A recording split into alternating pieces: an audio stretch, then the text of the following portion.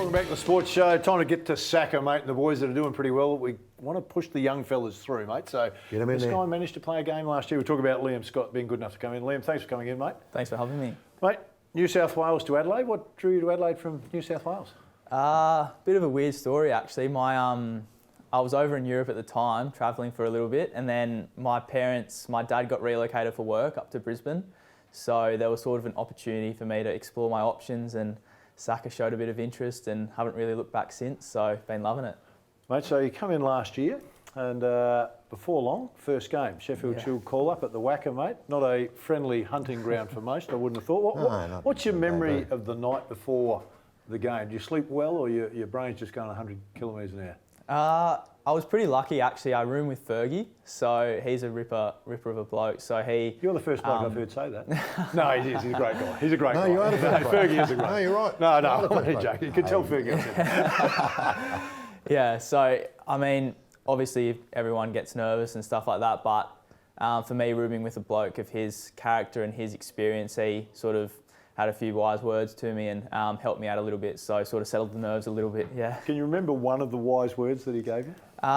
He was sort of just like, it's only the beginning, just enjoy the journey, that sort of thing. So, I mean, hearing someone like that say little things like that, it sort of sticks with you. So, it was an unbelievable experience. Pace bowling at the WACA.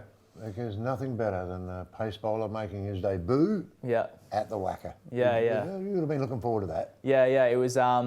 It's so good just walking out there for the first time and sort of seeing a ground with so much history and that sort of thing. And obviously it's known for pace bowling, so walking out there and finally getting the ball in your hand, it was like, all right, time to do the job. Was the track the same colour? When I played, it was like glass. Yeah. It was seriously, you could almost see yourself in it. It was the fastest wicket in the world, and bounciest track in the world. It's not so much, as what it was, but it's still got that little bit of zip in it, hasn't it? Yeah, definitely. I think it got quicker as the game went on. It was a little bit slow to start, which when you first sort of walk out there, you're like, all right, it's going to be so fast. You hear about all the stories, but sort of didn't really live up to its expectation. But as the game went on, it definitely got quicker. So mate, in our head, in our time, we think of the WACA, we think of Lily to Marsh. You know, what's going through your... Are there players that you recall, you know, because there's so much history around the ground? Yeah, definitely Johnson. Yep. Some of his spells there, so fast. Even Brett Lee, stuff like that. Glenn McGrath, hearing and watching some of that sort of thing, some of that footage. It's pretty exciting to sort of sit back and have a look at what they did. As long as you weren't a batsman. Yeah, as long as you weren't a batsman. Pretty exciting. Mate, you've just named three different styles of quicks. Yeah. Is there one that you've modelled your game on? I really liked Glenn McGrath and the way he went about his business. For me, I also really like Shane Watson. So growing up, he was sort of my hero, my idol.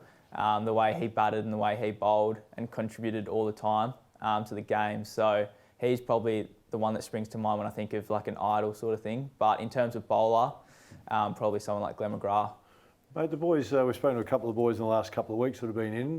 Seems to be a pretty tight group down there at the moment with the Redbacks. How are you finding it? Yeah, it's really good. I mean, the spirits are really high at the moment. Everyone came back from their break in really good nick. And just having people like the Australian boys around, like Richo, Kez, Hetty, even like the players that did well last year, like Wesi Agar had a brilliant year. So to have some of those players back with that much experience, and then just the group as a whole, they've been really upbeat and looking forward to sort of the next chapter, I guess.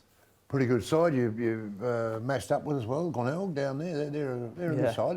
But you must have really started well, mate. You must have really, taken the eye of the selectors and that right from the very start, because it doesn't happen in a year generally. So you would have been delighted with your early season form, obviously. Yeah. The Glenelg has been unbelievable so far. I love the club down there. It's been really good for me. But yeah, I had a pretty good start to the season last year with bat and ball, which was good. Made a few runs, took a few wickets, and then was lucky enough to get the opportunity to play a Shield game. So it was a pretty good start to the season, I have to say. What were your stats in that Shield game, mate? The WACA. What did you do? Not great. I got 14 in the first innings. Batting where? Batted at 7. Yeah. Okay. And not many in the second innings, 2 in the second innings, and then bowled about 24 overs in the first innings and probably 16 in the second innings, and got Bancroft out in the second innings, so that was not a bad scout. No, it's a great scout. Yeah. It's a great scout. But you look back on that, I mean, that's a learner. There's your first game, and it would have been a big step up from definitely. bowling down at the Bay somewhere against someone. But that's a giant step, isn't it, from club cricket up to that level? Yeah, for sure. You sort of notice everything, like the whole atmosphere. The players you're playing against, like I was walking out and seeing like Shaun Marsh standing at second slip. It's like, oh, I saw you on TV a couple of years ago. So little things like that. But yeah, just the players, the quality, everything just goes up 10%, 100% really.